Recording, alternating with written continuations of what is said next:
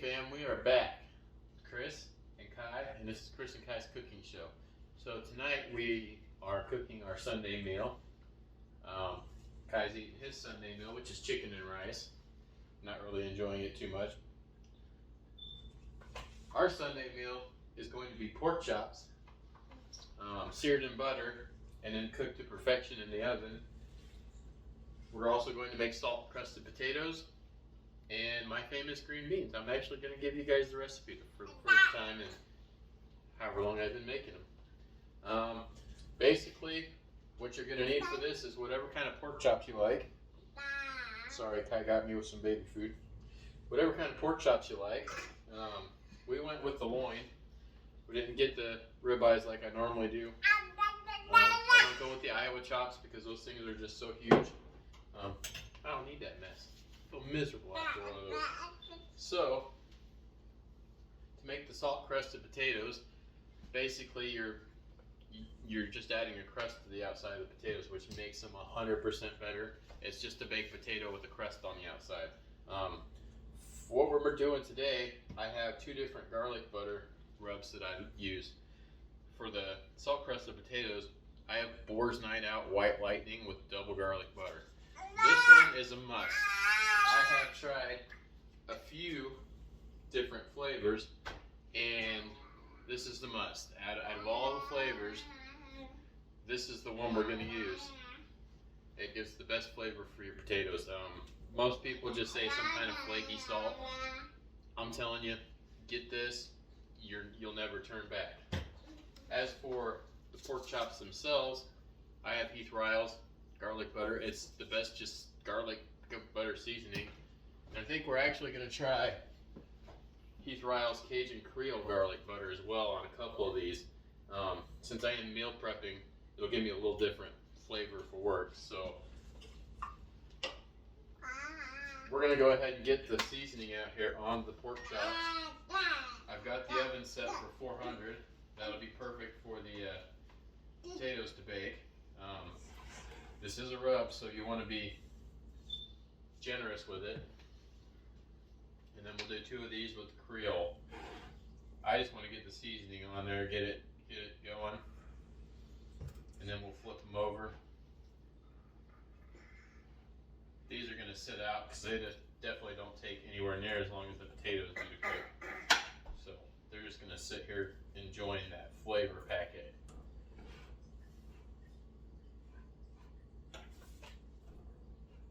Alright.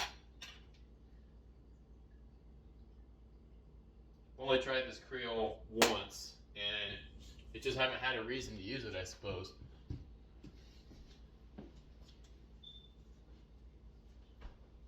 I like anything that's a rub, basically, that's garlic or butter.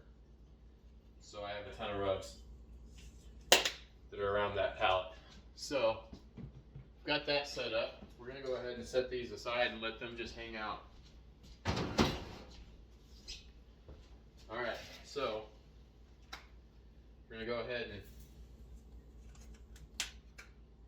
put a generous amount of Boars Night Out in here. See, that should be good for now. I've got my roasting pan. I know you can just throw your baked potatoes in there, but this thing, it's been through a lot. This goes through my grill every time I cook something pretty much. So it's perfect for salt crusting. When you're doing the salt crusting, it's olive oil and then seasoning. So you definitely do not want to have it just hanging out in your oven or you'll have a mess. There you go, dude. I know, you're just chilling tonight. Another bite. I got it for you, dude. Try it. You got something in your mouth, I know. Take a bite. Oh. You're not feeling it, huh? We'll come back to it. Take a bite. There you go. Alright, so I use one of these little plastic brushes. I think they're $1 over at the Dollar Tree, $1.25, whatever it is now. Extremely helpful. If I can get my olive oil off. Basically just just enough to coat the outside of it. This is what's going to help the crust stay. Also, like always, you just want to make sure you put your holes in here. This will help helps the potatoes cook a little faster. So I just toss it in there. When you are done, that's what it's going to look like. Just looks like it dusted, and that's why I say the Boars Night Out is the best one, because it's just the consistency of the rub itself is just perfect for this.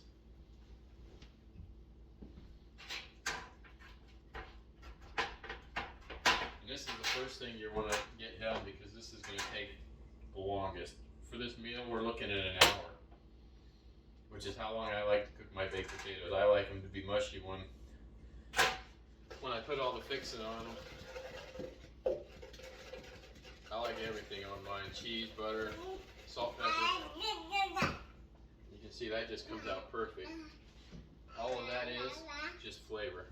Flavor, flavor, flavor. Good, dude. Another bite? Yeah. Excuse me, sir. Little boys. I got them up here to eat. Alright.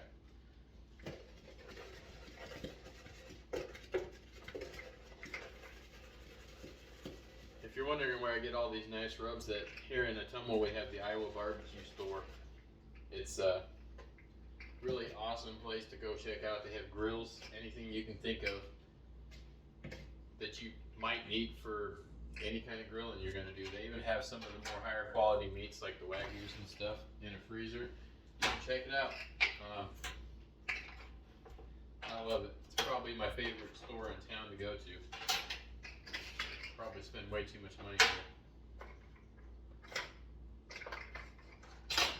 People that own it are in with the barbecue place too, so it's not like you're going someplace where you're not going to get knowledge. These guys are professional competition cookers. Alright.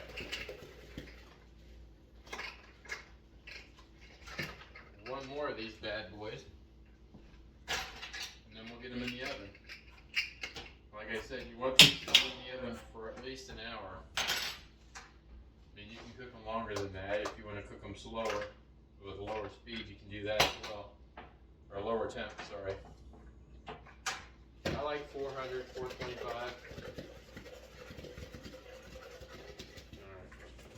Alright. Not enough on this one.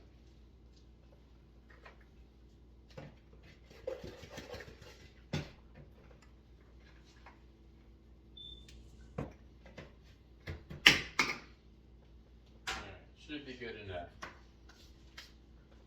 Move Mr. Man out of the way. We will stick these bad boys in. Like I said, I've got this nice roasting pan. It stops any of the junk from coming out and just messing up the oven. Next on our list is the green beans. I like to get those going because I just like to have them sit there and simmer on a low temp. So, biggest part of my beans is the bacon. Anybody who's tried them knows that I have bacon. I normally get the Hy-Vee bacon. I like the bacon from the butcher. I'm sorry, it's the best thing you can get. The flavor's awesome. I use for myself, I'll use about 3/4 of a pound of bacon. Here we have a 12-ounce package, so it's about right. Just went with Applewood smoked bacon. You can use any kind of bacon you want. If you can get a hold of the jalapeno bacon, that's even good in this recipe too. I cut the bacon up into package just because it makes a lot less of a mess. The other tip you have when cutting bacon is cut it after you just got it out of the fridge. Why? Because it just makes it a lot easier to cut. For the most part, once that bacon gets warm, it's just slimy and pretty much a pain to cut. Space, that's all we're going to do here. We're going to get this nice and nice and cooked up. We're going to go with 3 cans. We're going to go with 3 cans of green beans.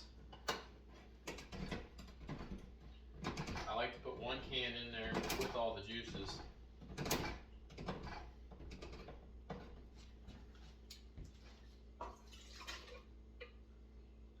And then I'll drain the other 2 cans.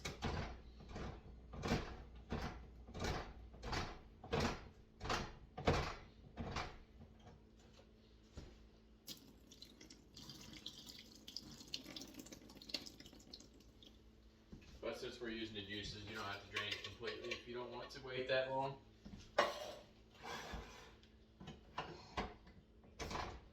You good, sir? Oh, I see. Okay.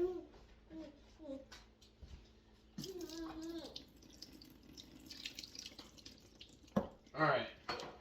Now before I forget, we're going to go ahead and turn the timer on for an hour. Just under an hour. So that's how long we'll take for the potatoes. That's the longest part of this meal. So I could go ahead and turn this on. We're going to go about that high, medium, just a little bit above medium.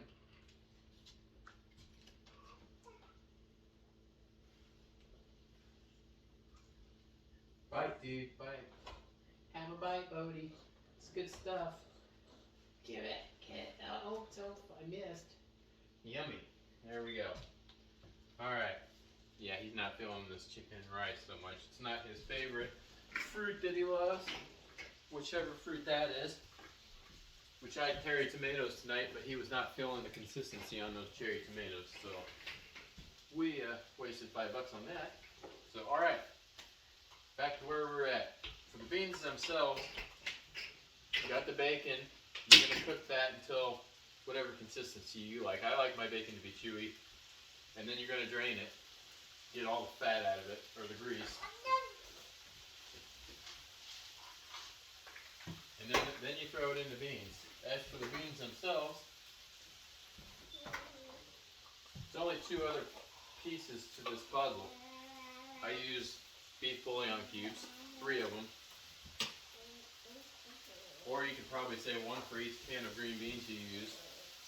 Bacon you can pretty much put in however much you want. People I cook this for generally know that I like a lot of bacon, so that's how we did it. Now, if I could get an easier way to open bouillon cubes, that would be awesome as well, because these things suck. So the bouillon cubes and the bacon is what's going to give this the most of the flavor. Alright. Got that. Now, the last part of the puzzle is country crock. You can use butter if you want. I've never tried it with butter. I use that much. That's it. Maybe a little bit more if I'm cooking for a larger crowd. But that gives it a little bit of the flavor, so we'll put this up a little bit higher.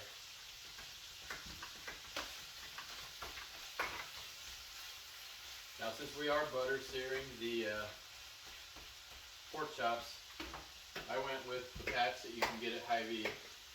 They've already got the garlic and herbs mixed into it. As soon as we get ready to cook that, I'll just turn that up and melt it down, and we're going to baste those pork chops. They're just going to soak in butter. If you're worried about a heart attack, tonight's meal's probably not the meal for you, but it's going to be a real tasty one. So it doesn't take long for these green beans or the bacon to get up there. Sometimes if I want to add a little flavor, I've got a honey chipotle rub that I'll throw on the bacon just to give it a little added flavor. Not on tonight's menu.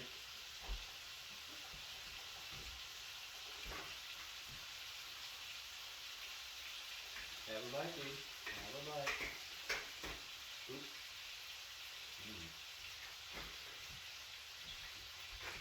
Alright, so that is pretty much it. Once the timer gets down to about 30 minutes, what we're going to do is we're going to start searing those pork chops. They're a little bit under an inch thick, so they're not, like I said, they're not your quality Iowa pork chops that are an inch and a half thick, so they don't take as long to cook. So we'll be back as soon as it's time for those pork chops to get put on. Alright guys, we are back at it. We got about 30 minutes left on the potatoes. We have to get these going. So we want to get them nice and seared, and we want to get them into the oven before it gets too late. What in the heck, dude? Okay, so I moved him out of the way because this is going to get pretty deadly. We'll just say that. Frying with butter is it sucks. I love it just because of the flavor, but I can tell you, it sucks. You will have some more battle than this. So, that being said, let's get these in here. I added another half stick of butter to it because the seasoning butter pats that I put in here, they just weren't enough. And we are soaking them, basically, covering the top of it. Got the heat up pretty high. We want to get a sear on one end of it, and then we want to flip them, then we want to get them in the oven. So, that being said, we're just looking for a good char, a little char. Now, the beans have been cooking. Once you get done with your bacon, you put them in the pot with that, and then you get it up to a good boil. Once you see the bubbles start going, you just turn it down and simmer it. Like I said, I like to get it going soon. The longer it sits here simmering, the better the flavor, bar none. Alright. Get a little bit more of a flavor, char on these. With the pork chops, we want them to end up at about 145 degree temperature. So I don't normally use the meat thermometer with pork chops. I don't feel like it's necessary, but I have this nice Cuisinart one. We'll go ahead and use that one when it's cooking, just to make sure that they're not overcooked or undercooked. Go ahead and flip them. Nope. When I'm cooking, I like to make sure that these are getting plenty of butter. You can just see, flip them around. Yeah. That's where you're getting the flavor on this, rubbing the butter.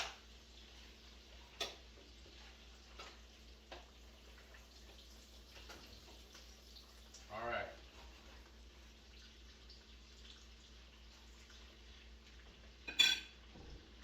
Definitely want a spoon for the butter. We'll go ahead and flip this over. Once you start getting some of that brown on there, that's about right. That one probably needs a little bit longer.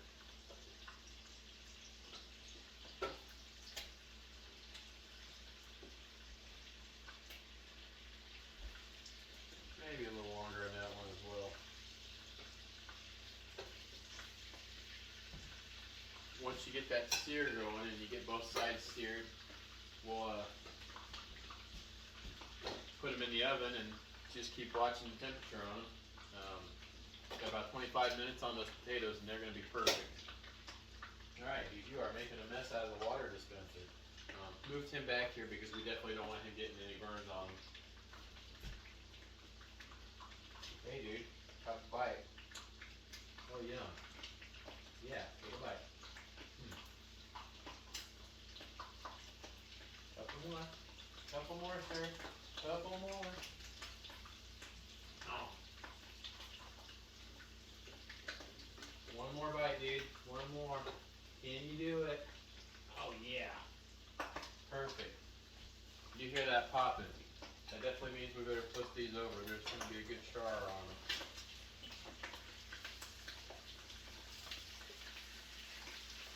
Like I said, these are not super thick, so maybe give that side a little bit more.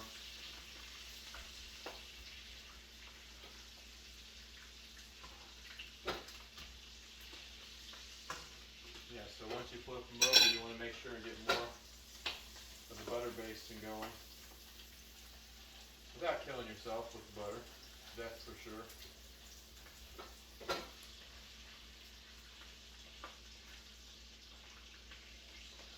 If you don't want to do this much butter, you can always just sear them the way you normally would sear them and just leave it be with the rub. This makes a lot of mess, but I do this with my pork chops and my steaks, so the flavor it gives is just pretty amazing. Alright, so we'll go ahead and top that down. Maybe not. These ones that are done. Whew.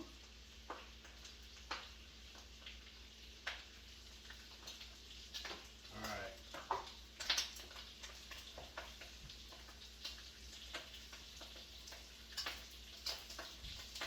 Go ahead and turn that off. Maybe it'll be a little less deadly.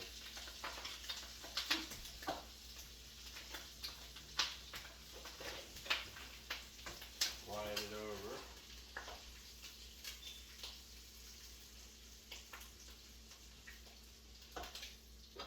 Alright, perfect. Now I'm going to go ahead and spoon some of this butter out over the top of it, just a little added flavor to the top. Maybe. Pan's getting hot pretty fast. Alright. Want to get a good look at that. You can see the seasoning and the flavors added all to the top of that. So I'm going to go ahead and check the temperature just now, see where we're sitting after that sear. We're set for Fahrenheit. We want it to be 145 on the inside. Alright, so we're about 125 right now. That one looks a little better. Yeah, so that one's cooked.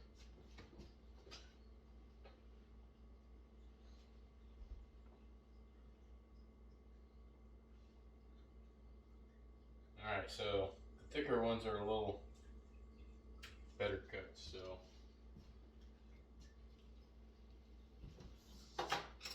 we still have a little bit more time. I'm probably not going to put these in for just a little bit since they're mostly cooked already. We'll wait towards the end to give them a little heat. We'll be back. Alright, so we got about 4 minutes left on our timer. I went ahead and pulled one of the potatoes out because they definitely look like they're good to go. You can see that mushes up. See on the outside here. Bring it in for a close-up. See that steam coming off of there. You can see the crust. Now it's not going to be a hard crust. It's still going to be a little moist, but it's all flavored. Trust me. Now you just add whatever you normally add to your normal baked potatoes. I like a lot of butter on mine, and then salt and pepper and cheese. That's basically it. Sometimes I'll throw in some bacon bits, real bacon pieces, but salt and pepper, cheese, that's all you need. Whatever cheese is best is probably whatever I open up. Whatever's already open, I should say. Looks like we're using a Colby Jack cheese tonight, so that's going to be perfect.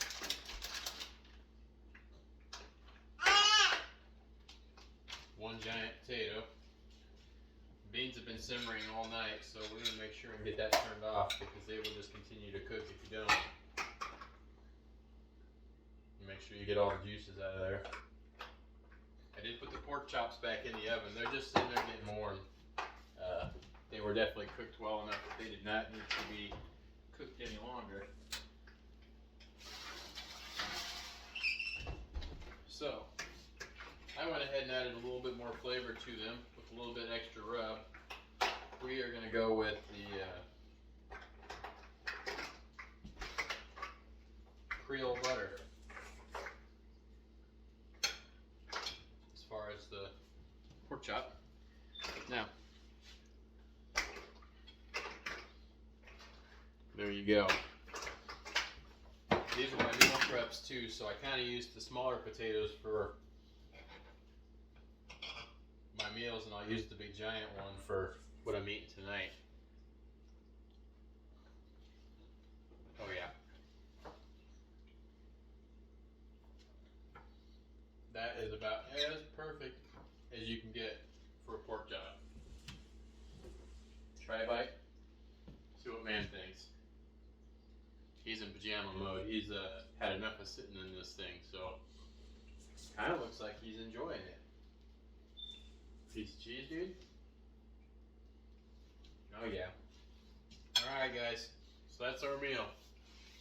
Hopefully you enjoy this as much as I do. This is one of my favorite meals to cook